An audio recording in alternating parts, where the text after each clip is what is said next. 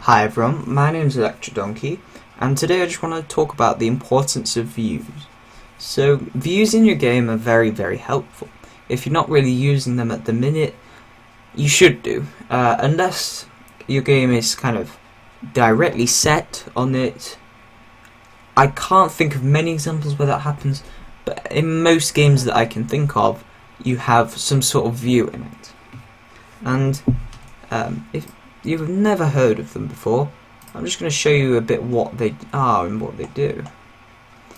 So if you go to the views panel of the room, full screen this, you get this little bit at the side here, and what this does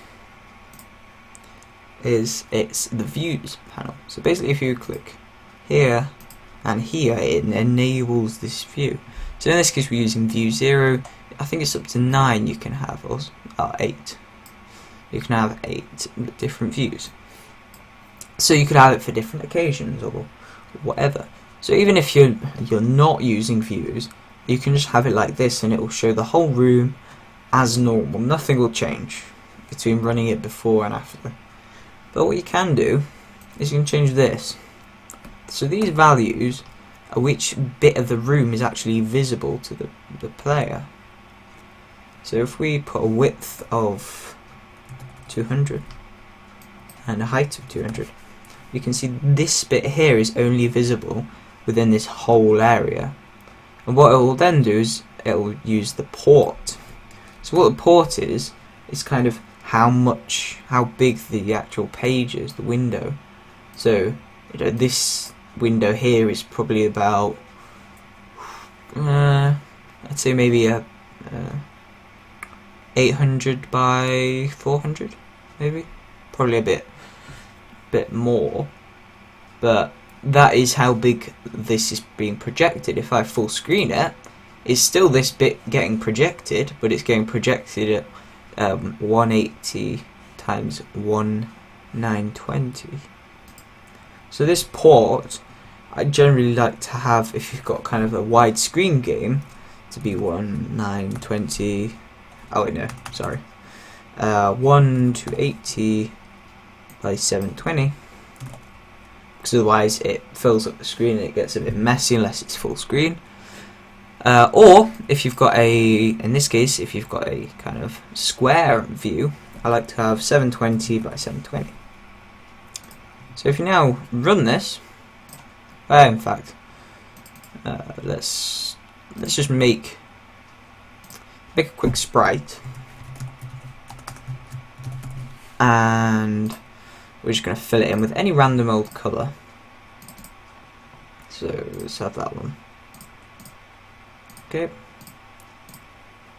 And now what I can do is if I make it into an object,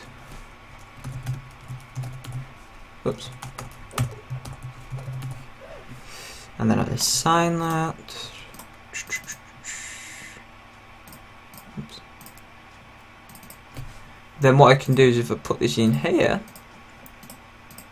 it gives a bit of an indication of how much is actually showing. So if we go into our views panel, we should only be able to see one little green thing, but it should be projected.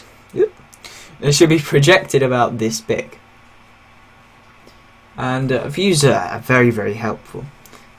I can't think of a game where I haven't used a view. So yeah, you can see we can only see one square. All the other ones are still there, but they're kind of somewhere over here and we can't see them.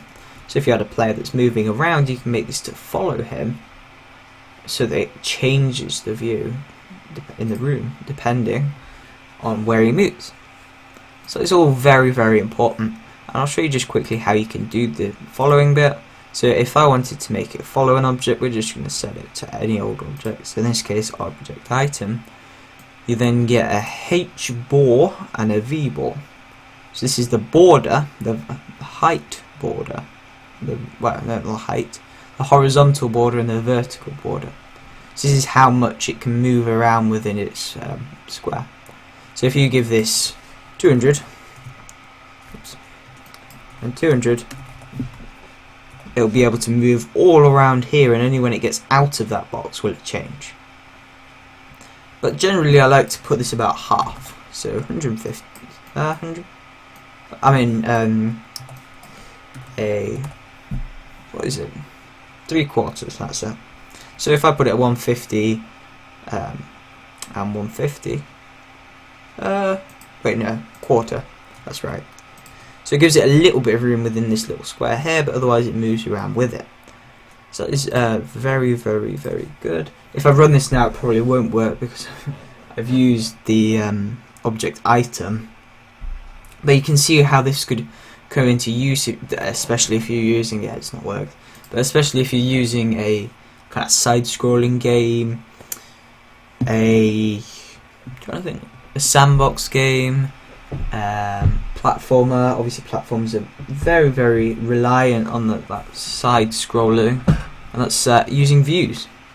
So if you found out something interesting about views, or you just didn't know how to use something, remember to like, subscribe as always, and I will talk to you later.